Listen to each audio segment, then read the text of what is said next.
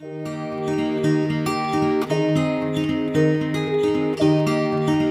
guys, welcome back to my channel for another video. So in today's video, we are joined by little Miss here because we are doing her 1 month update.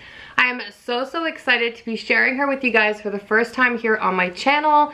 I did do monthly updates when I had my son as well, and I just thought it'd be super cool to be able to relate the two together, to be able to look back on them, as well as look at their similarities and their differences as well, because every baby and every child is going to be different. In previous videos, I did tell you guys that I would wait to share her name reveal when I finished her nursery, but if you guys have been following me for a while, you know that she spent some time in the NICU, and we were super busy in her first few weeks of life, so I really haven't managed to completely finish everything. So I thought, why not just share her name with you guys here? You guys have been so patient and waiting so long. So this is a baby girl, Everly Grace, and we are just so thrilled and so blessed that she's a part of our family. She is wide awake right now. Our filming sessions have to be very minimal and very quick because I do have a very busy 22-month-old toddler, and filming with him around is just not feasible at the moment. But let's just take a second to look at this super cute pretty bow. I do not put bows on her every day, but oh my goodness, being a mom of 3 boys, it is just so cute to be able to dress her in all of these little floral prints and have cute little bows on her as well. So that is super exciting. Again, if you guys have been following my channel for at least a few weeks, you guys know that she was born at the end of April, and then she did have a little bit of a scare at home and then was readmitted to the NICU for 10 days. They were the most traumatic 10 days of my life. This has been a very emotional month for me, and I'm just so happy to have her home, have her part of our family. She seems to be doing so much better, but if you guys do want the full story, I will link it up in the cards and down below as well. I do really encourage you guys to go and watch that. If you guys have family members, friends, or if you have ever gone through a difficult start to your child's life, or if you're pregnant and you just want to kind of see how things work in situations like that, then check that out. I don't want to discourage anyone. I don't want to upset anyone. This is just what my story was like, how my emotions were postpartum, and I just want you guys all to know that it's definitely a very sensitive and emotional subject, but I am there for every one of you guys if anyone is going through a difficult time. So with that being said, let's jump right into baby girl Everly's first month update. So how I normally like to work these updates out, I normally like to talk about feeding, sleeping, developmental. I'll talk a little bit postpartum. I don't always talk about postpartum things, so I think this month it's super relevant, and I think very relatable for some of you guys as well. So baby girl is weighing just shy of 9 pounds. She was born at 7 pounds 4 ounces, and she is doing so well. So just shy of 9 pounds. She is still in her newborn sleeper. This was actually her coming home outfit. It's beautiful. I love it. So she's still fitting quite snug, but still fitting pretty good in her newborn sleepers. And she's still wearing newborn diapers, but I think once we're done this pack, we're gonna move on to size 1s. I just think that that makes the most sense for us. And yeah, besides that, feeding, she is exclusively breastfed, as all my other ones were at this age as well. Breastfeeding is going so well for her. With the other ones, I did have to use a nipple shield for the majority of like the first 6 months, and with her, she just latched on right away. She's enjoying breastfeeding. I did want to mention, I also mentioned that with Easton's updates, I have a very overactive supply and a very forceful letdown. So that's been definitely something that we're working towards because she is tiny and it definitely takes a long time. There's a lot of spit up, a lot of choking. So we have to be cautious of that, especially in her situation with her respiratory issues. I really want to make sure she's not aspirating any milk or anything like that. She's so cute. Hello. She's looking right at the camera, which is so cute. So yeah, so I really have to be cautious of that, but I do find that breastfeeding is just the best thing for us. And I will just go as long as she will go, hopefully at least till a year, and then we'll see from there. As for sleeping, well, she's a newborn, so she basically sleeps when she wants to sleep. She sleeps all the time. Well, I'd like to say she sleeps all the time. Her sleep patterns are very unpredictable right now. Sometimes she'll nap for 15 minutes.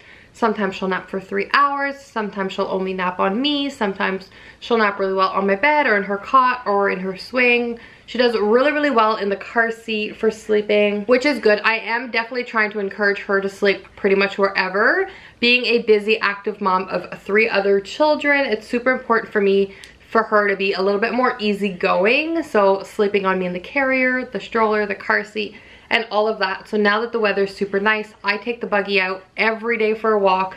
I'll put her in it. Easton will either walk or sit in there. We'll go for a walk. We'll go to the park. And she does pretty well in there, which is great. I know a lot of newborns sleep wherever, but Easton, I remember being at the beach when he was like a month old and he would only sleep on me. He would never sleep like in the cot or the car. He hated the car. So it's just so nice that she's a little bit more easygoing. Hopefully, cross my fingers, we can keep this up. And yeah, but as for naps and bedtime and stuff, she goes to bed when I go to bed and wakes up when I wake up pretty much, which is fine. And then throughout the day, she'll sleep whenever. I have noticed in the past week or so, she naps really well in the morning time, which is really nice for me because I get to spend that time either at the park or playing or being more involved with my toddler. He only has me. My husband works. He doesn't go to childcare. So I like to do puzzles, play Play-Doh, read books, take him for a walk, play at the park with him, all of that. And it's just nice when she's sleeping because we can get some alone time as well. So as for sleeping, she is still on oxygen. Not sure if you guys can see her tank right there, but it's right there. She's got her nose tube and everything hung up to that because her cot goes right there. And this is my bed. So like I said, go and watch that NICU story. However, I will tell you guys, she doesn't have a diagnosis yet. They just know that her respiratory tracker, she was having some respiratory issues, and the only way she can come home was if we agreed to bring her home on oxygen, which I was totally fine for. Putting 2 tubes in her nose behind her ears is not what's going to keep me in the NICU for months and months. She can outgrow it within the month, and she could be with it for 6 months to a year. We don't know yet. They still don't know what's wrong with her. They did a ton of tests, and she has no current diagnosis, which is a little bit frustrating and scary. But at the same time, no news is almost good news.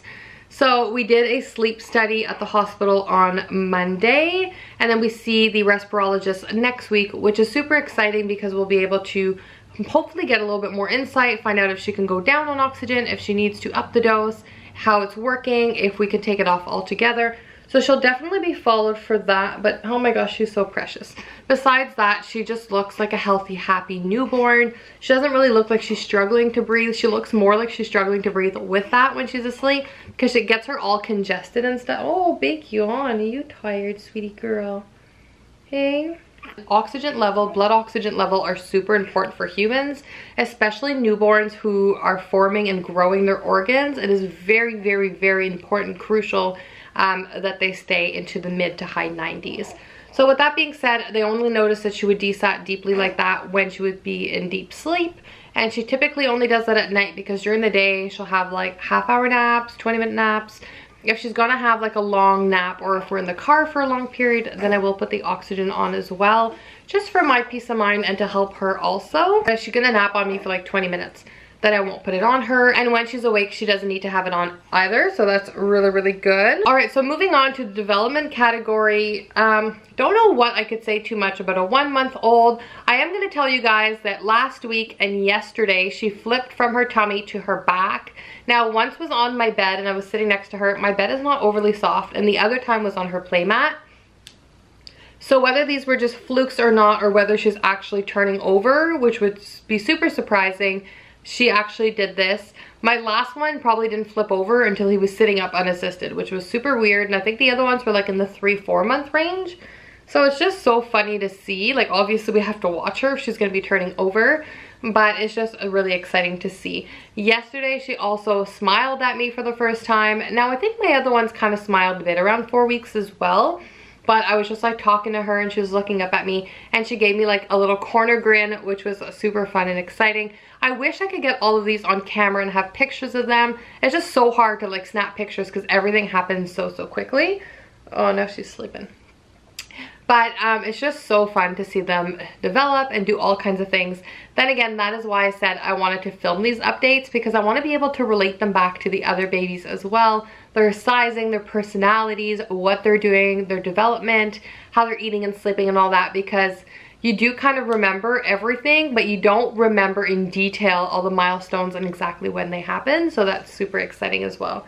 Besides that, development for a 1-month-old, I think it's just hard because she is still like just a newborn, but she does have really strong muscles. We have started tummy time. She holds her head up really, really well. I feel like I didn't do as much tummy time with the other ones.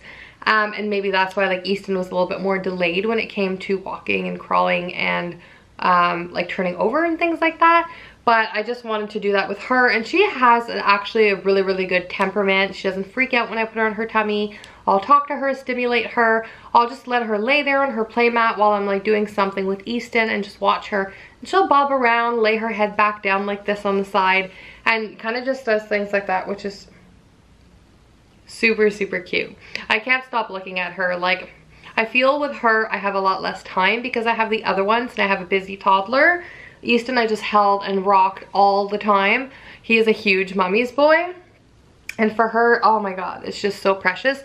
I am so, so, so thrilled and blessed to have a girl. Like, people have told me like, oh, are you sure you don't want a girl? And I know that's really insensitive when you have 3 children of the same gender and you're not sure if you want to expand your family. I do know a lot of moms out there who have 3 of the same. It's definitely really insensitive to say like, oh, I'm really sorry that you're having another boy or another girl. Like, that's not fair.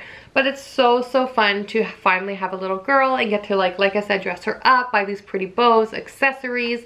She has more shoes already than all of my boys combined because they just prefer sneakers and sandals and boots, and that's about it. For girls, there's just so many different options and it's really fun. Like, I would have been blessed with a boy as well, but it's just so different to have a little girl.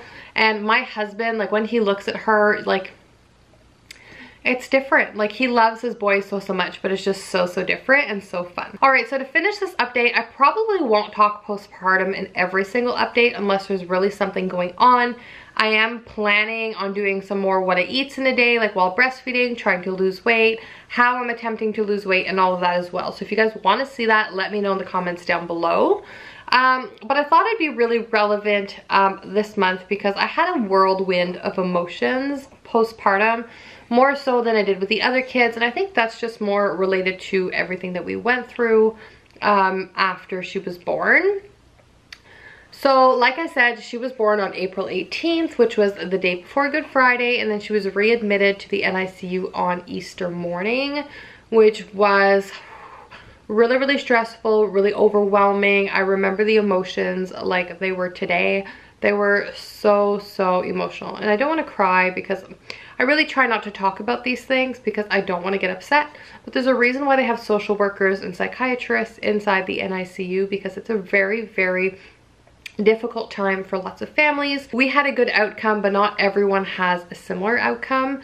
So it's really important to talk about it. I was really reserved and quiet in the NICU, and I felt really good, and I didn't want to talk to anyone, and I was just like, I want to go home. And they're like, you sound really mature about this. You sound really rational. Like, are you good? Are you sure? My husband didn't spend loads of time there because he was busy at home with the other ones.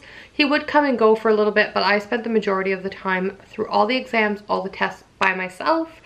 I'm not going to get into it too much, but after I got home from being 10 days in the NICU with her, she was almost 2 weeks old. It was like I got smacked in the face. I was suddenly responsible for a household, 4 children, a husband who works like 12-hour days, keeping up the yard, keeping up the inside of the house, cooking meals, having the anxiety and the stress of having a baby with an undiagnosed condition, having a very active toddler who I want to be as hands-on as possible with him. So I do try and do it all with little to no sleep because, well, she is up the majority of the night either breastfeeding or changing or just talking, because that's what babies do. They do not know that it's daytime or nighttime. So I'm up with her quite a bit. And when I'm not up with her, I wake up freaking out because I'm worried that something's gonna happen. I have this postpartum anxiety. Now, I don't want to label it because I haven't been diagnosed, but I do have a lot of anxiety postpartum. Sometimes I'll just be sitting there with both babies and they're both quiet and I'm having my coffee in the morning or at night after a long day, and I'm like, I feel this gut-wrenching feeling. It's hard to swallow.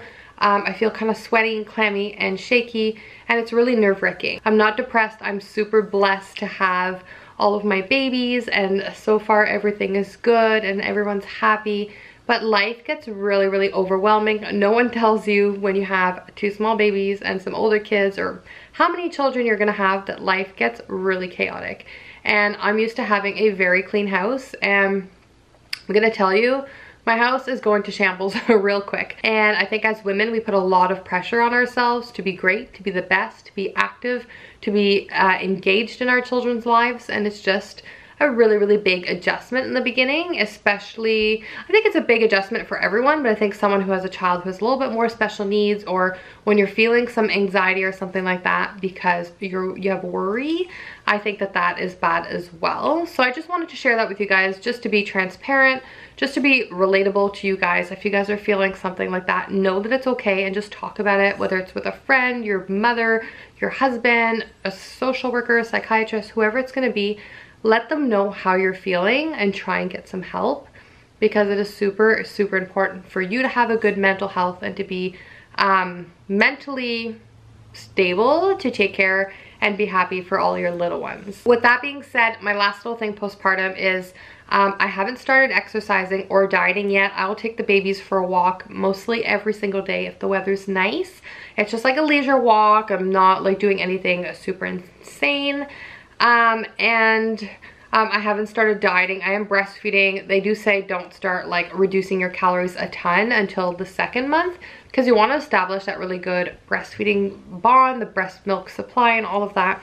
So I haven't done that, but I am thinking of being more cautious when it comes to what I'm putting into my body.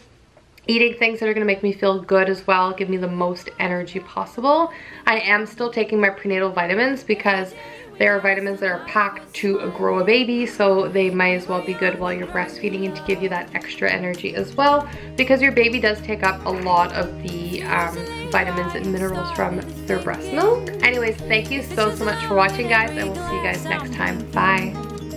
We're like one, and without you I'm sinking. I'm always shining next to you.